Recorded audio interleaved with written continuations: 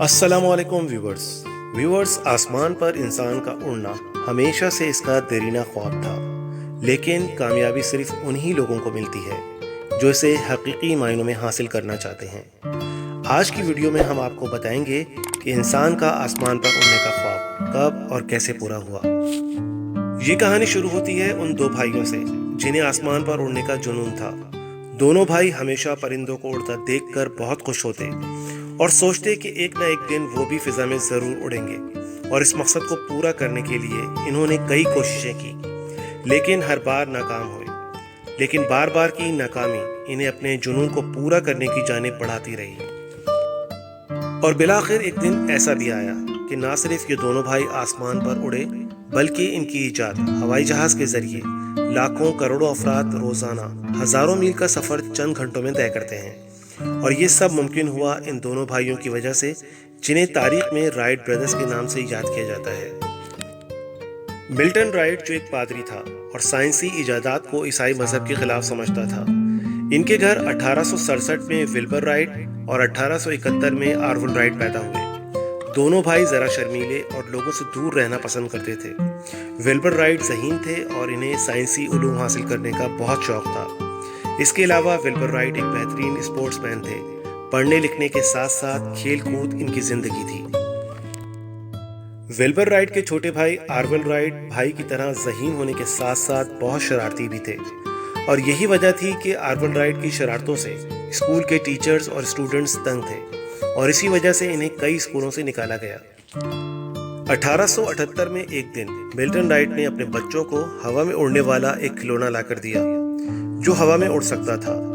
ہوائی جہاز سے اس ملتے جلتے کھلونے کو دیکھ کر دونوں بھائیوں کے دل میں یہ خواہش پیدا ہوئی کہ ہم بھی ایک ایسا کھلونا بنائیں جس میں ہم بیٹھ کر آسمانوں کی سیر کر سکیں۔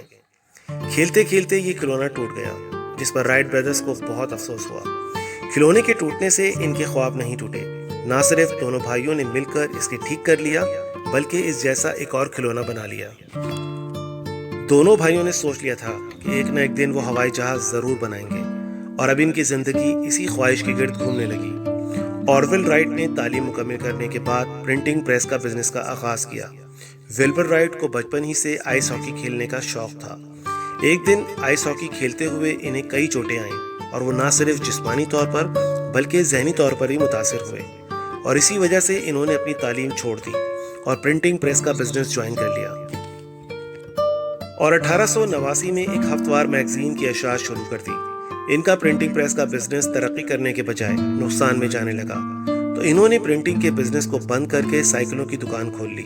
اس دور میں سائیکلیں آمد و رفت کا ایک اہم ذریعہ تھیں، لہٰذا ان کا بزنس خوب چل پڑا اور اچھی خاصی رقم ان کے پاس جمع ہو گئی۔ سائیکلوں کے بزنس میں کامیابی کے باوجود ہوائی جہاز بنانے کی خواہش کبھی کم نہ ہوئی، اور وہ ہمیشہ اس خواہش کو پورا کرنے کی جدوجہد کرتے رہے۔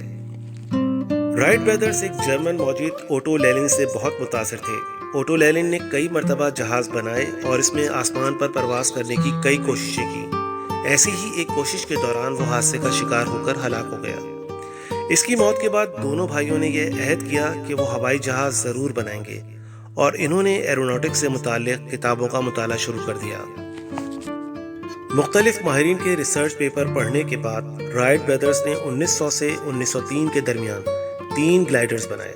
پہلا گلائیڈر صرف ایک آدمی کو آسمان پر اڑا سکتا تھا، لیکن اس کے بعد کے 2 گلائیڈرز کئی مسافروں کو آسمان پر اڑا سکتے تھے۔ اس کے بعد رائٹ برادرز نے ایک کامیاب ایئر کرافٹ بنایا، اور آرول اور ولبر نے فیصلہ کیا کہ سب سے پہلے جہاز کون اڑائے گا۔ ولبر نے ٹاس جیتا، لیکن ان کی پہلی کوشش ناکام رہی۔ آرول دوسرے نمبر پر رہا اور 12 سیکنڈ تک جہاز اڑانے میں کامیاب رہا۔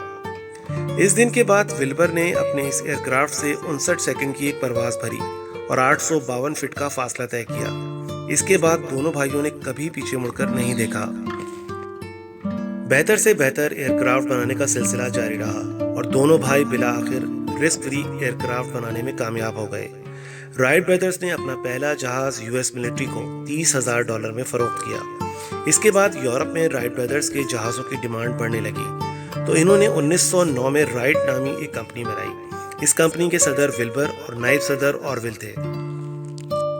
1912 میں ولبر محض 45 سال کی عمر میں ٹائیفائڈ کا شکار ہو کر انتقال کر گئے۔ یہ دور آرویل کے لیے انتہائی مشکل دور تھا۔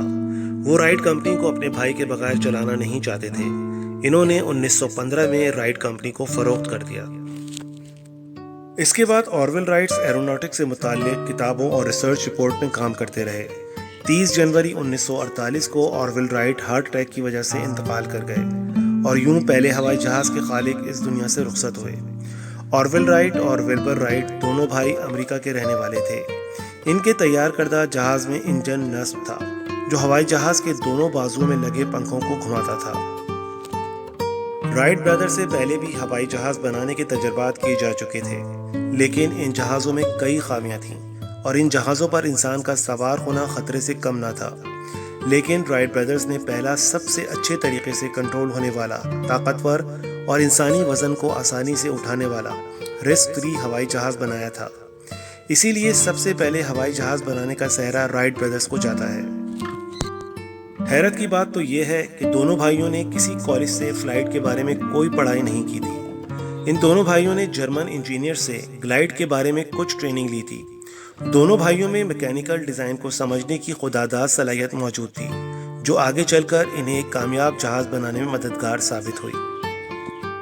جب رائٹ برادرز نے آج سے 120 سال پہلے ہوائی جہاز ایجاد کیا تو یقیناً ان کے وہم و گمان میں بھی نہیں ہوگا کہ 120 برس بعد ہوا بازی دنیا کی ایک نہایت منافع بخش انڈسٹری بن جائے گی۔ 1903 میں رائٹ برادرز نے جو جہاز ایجاد کیا تھا وہ صرف چند منٹوں تک اڑنے کی صلاحیت رکھتا تھا، لیکن آج بوئنگ 787 سنگل فیول پر 10,000 میل سے بھی زیادہ کا سفر طے کر سکتا ہے۔ یہی نہیں، ہوائی جہازوں اور فضائی انڈسٹریز سے کئی اور بھی ایسے چونکا دینے والے حقائق جڑے ہیں جن سے عام انسان ناواقف ہے۔ آنے والی ویڈیوز میں انشاءاللہ ہم ان حقائق سے پردہ اٹھائیں گے۔ ویڈیو کو آخر تک دیکھنے کا شکریہ۔ امید کرتا ہوں ویڈیو آپ کو پسند آئی ہوگی۔ اگر آپ کو میری ویڈیو پسند آئی ہے تو ویڈیو کو لائک کیجئے، شیئر کیجئے اور کمنٹ کیجئے اور میرے چینل کو سبسکرائب کیجئے۔ بیل کے آئیکن کو پریس کریں تاکہ آنے والی نئی ویڈیو کی نوٹیفیکیشن آپ کو ملتے رہے۔ انشاءاللہ پھر کسی نئی ویڈیو کے ساتھ حاضر ہوں گے، تب تک کے لیے اللہ حافظ۔